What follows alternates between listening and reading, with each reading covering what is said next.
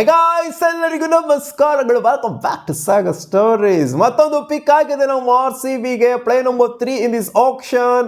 After Venkatesh Iyer, after Jacob Duffy, ಈ ಪ್ಲೇಯರ್ನ ಕೋಟಿಗಟ್ಟಲೆ ಪಿಕ್ ನಮ್ಮ RCB. ಎಲ್ಲ ಕೋಟಿಗಳಲ್ಲೇ ಡೀಲ್ ಮಾಡ್ತೀವಮ್ಮ ನಾವು ಲಕ್ಷಗಳಲ್ಲೇ ಡೀಲ್ ಮಾಡಲ್ಲ ಅನ್ನೋ ಥರ ಇದೆ ಆಕ್ಷನ್. ಎಲ್ಲ ಕೋಟಿಗಟ್ಟಲೆ ಪ್ಲೇಯರ್ಗಳನ್ನೇ ತಗೊಂತಿದ್ದಾರೆ.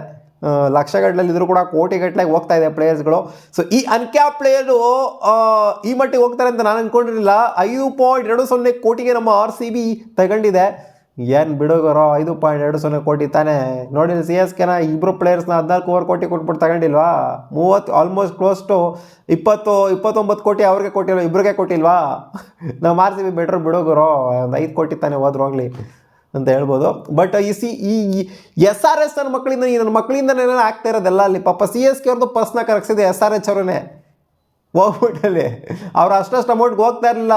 ಈ SRH ಅವರಲ್ಲ ತಗೊಳೋದೆಲ್ಲ ಬಡ್ಡೆ ಇದ್ಲು ಬಂದ್ಬಿಟ್ಟಲ್ಲಿ ಸುಮ್ಮನೆ ಕೂತ್ಕೊಂತಾರೆ. ಆ್ಯಕ್ಚುಲಿ ಎಲ್ಲರಿಗೂ ಪ್ರೈಸ್ ನೋಡಿ, ಪರ್ಸ್ ಹಂಗೆ ಇಟ್ಕೊಂಡವ್ರಲ್ಲಿ SRH ಅವ್ರದ್ದು. ಯಾವಾಗ ಏನು ತಗೊಂತಾರೆ ಅಂತ ಗೊತ್ತಾಯ್ತಿಲ್ಲ ಅಲ್ಲ ನನಗೆ.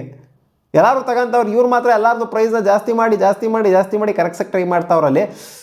ತಗೊಂಡಿರೋಂಥ ನಮ್ಮ RCB ಮೂರನೇ ಪಿಕ್ ಯಾವುದು? ಪ್ಲೇಯರ್ ನಂಬರ್ 21 ನಮ್ಮ RCBಗೆ ಎಂಟ್ರಿ ಕೊಟ್ಟಿರೋದು ಯಾರು ಅಂತಂದರೆ, ಅದರ ಇನ್ಕ್ಲೂಡಿಂಗ್ ರಿಟೈರ್ಡ್ ಪ್ಲೇಯರ್ಸ್ ಹೇಳ್ತಾ ಇರೋದು, ಇಟ್ಸ್ ಮಂಗೇಶ್ ಯಾದವ್. ಮಧ್ಯಪ್ರದೇಶನ ಈ ಪ್ಲೇಯರು ಎಂಟ್ರಿ ಕೊಟ್ಟಿದ್ದಾರೆ ನಮ್ಮ RCBಗೆ. ಇವ್ರು ಬಂದ್ಬಿಟ್ಟು all rounder, left arm pace bowler, ಜೊತೆಗೆ ಲೆಫ್ಟ್ ಹ್ಯಾಂಡ್ ಬ್ಯಾಟರು. ಹ್ಯಾಂಡಿಯಾಗೂ ಕೂಡ ಇದ್ದಾರೆ, ಬ್ಯಾಟಿಂಗ್ ಕೂಡ ಅಬಿಲಿಟಿ ಇದೆ. ಲೋಡ್ ಒಂದು ಆರ್ಡರ್ ಬಂದ್ಬಿಟ್ಟು ಗುದ್ದೋಂಥ ಅಬಿಲಿಟಿ ಇದೆ.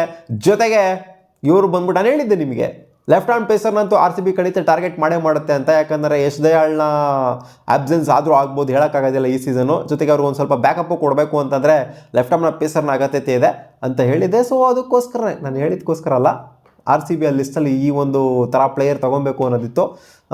ಮೇಯ್ನಾಗಿ ಇವರು ಬೌಲಿಂಗಲ್ಲಿ ಸಿಕ್ಕಾಪಟ್ಟೆ ಇಂಪ್ಯಾಕ್ಟ್ನ ಬೀರಿದ್ದಾರೆ, ಅದಕ್ಕೋಸ್ಕರನೇ ಇವ್ರನ್ನ ತಗೊಂಡಿರುವಂಥದ್ದು.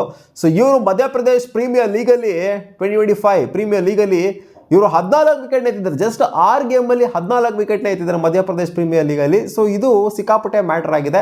ಜೊತೆಗೆ ಲೆಫ್ಟ್ ಆರ್ಮ್ ಪೇಸನ್ನು ಕೂಡ ತೊಗೊಂಬರೋದ್ರಿಂದ ವೇರಿಯೇಷನ್ ಇದೆ ಇವ್ರ ಹತ್ರ.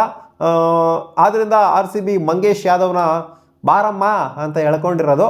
ಬ್ಯಾಟಿಂಗ್ ಅಂತ ಬಂದಾಗ T20s ಅಂತ ಬಂದಾಗ T20s ಜಸ್ಟ್ ಇವ್ರದ್ದು 2 ಮ್ಯಾಚ್ ಅಷ್ಟೇ ಸ್ಟ್ಯಾಟ್ಸ್ ಸಿಗ್ತಾ ಇರೋದು. ಅದ್ರ ಒಂದು ಇನ್ನಿಂಗ್ಸ್ ಇವ್ರಿಗೆ ಬ್ಯಾಟಿಂಗ್ ಸಿಕ್ಕಿದೆ. ಒಂದು ಇನ್ನಿಂಗ್ಸಲ್ಲಿ 28 ರನ್ನ ಹೊಡೆದಿದ್ದಾರೆ with A strike rate of 233.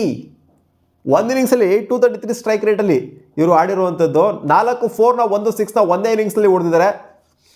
So ಒಳ್ಳೆ ಅಬಿಲಿಟಿ ಇದೆ ಅಂತ ಗೊತ್ತಾಗ್ತದೆ 233 ಸ್ಟ್ರೈಕ್ ರೇಟ್ ಅಂತ ಅಂದಾಗ. Load on the order finishing role ಅಂತ ಬಂದಾಗ ಬಾಟಮಲ್ಲಿ ಅಥವಾ ಇಂಪ್ಯಾಕ್ಟ್ ಪ್ಲೇಯರ್ಗೂ ಕೂಡ ಕಳಿಸ್ಬೋದು. ಇಲ್ಲಿ ಮನೋಜ್ ಬಾಣ್ಗೆನ ಕೂಡ ಬಿಟ್ಟಿದ್ರಲ್ಲ ನಮ್ಮ RCB. ಸೊ ಅದನ್ನು ಕೂಡ ಯೋಚನೆ ಮಾಡ್ಬಿಟ್ಟು ತೊಗೊಂಡಿರೋ ಥರ ಕಾಣಿಸ್ತಾ ಇದೆ. ಇಲ್ಲಿ ಬರೀ ಯಶ್ ದಯಾಳಿಗೆ ಮಾತ್ರ ಬ್ಯಾಕಪ್ ಥರ ಅಲ್ಲ, ಮನೋಜ್ ಬಾಣ್ಗೆನೂ ಕೂಡ ಬಿಟ್ಟರಲ್ಲ.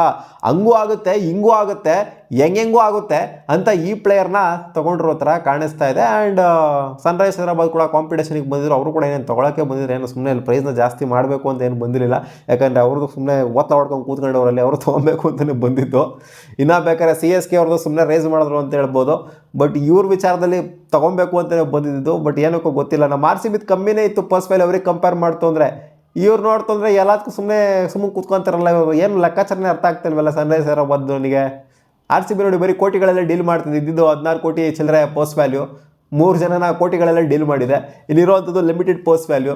ಮಿಕ್ಕಿದ್ದು ಎಷ್ಟು ಗುರು? 7.40 ಕೋಟಿ ಮಿಕ್ಕಿತ್ತು ನಮಗೆ ಇವ್ರನ್ನ ತೊಗೊಳಕ್ಕಿಂತ ಮುಂಚೆ. 5.20 ಕೋಟಿ ಇಲ್ಲೇ ಹೊರಟೋಗ್ಬಿಡ್ತಲ್ಲ ನಮಗೆ. 21 ಜನ ಫಿಟ್ ಆಗಿದ್ದಾರೆ ಇವಾಗ. ಇನ್ನು ತೊಗೊಂಡ್ರೆ ಒಬ್ಬರು ಇಬ್ಬರನ್ನ ತೊಗೊತಾರಂತ ಕಾಣಿಸ್ತು. 25 ಜನನ ತೊಗೊಬೇಕಾಗಿರೋಂಥ ಅವಶ್ಯಕತೆ ನಮ್ಮ RCBಗೆ ಏನು ಇಲ್ಲ ಅಲ್ಲಿ. 25 ಜನ ತೊಗೊಬೋದು, ಬಟ್ ಆ ಥರ ಎಲ್ಲ ಮಾಡ್ಕೊಳಕ್ಕೆ ಹೋಗೋದಿಲ್ಲ ಅಂತ ಅಂದ್ಕೊಂಡಿದ್ರು. 23 ಜನ ಮ್ಯಾಕ್ಸಿಮಮ್ ಸಖತ್ತಾಯಿತು. 23 ಜನ ಸಾಕು. ಇನ್ನಿಬ್ಬರನ್ನ ತೊಗೊಂತು ಅಂತಂದರೆ ಸಖತ್ತಾಗಿರುತ್ತೆ ಟೀಮು.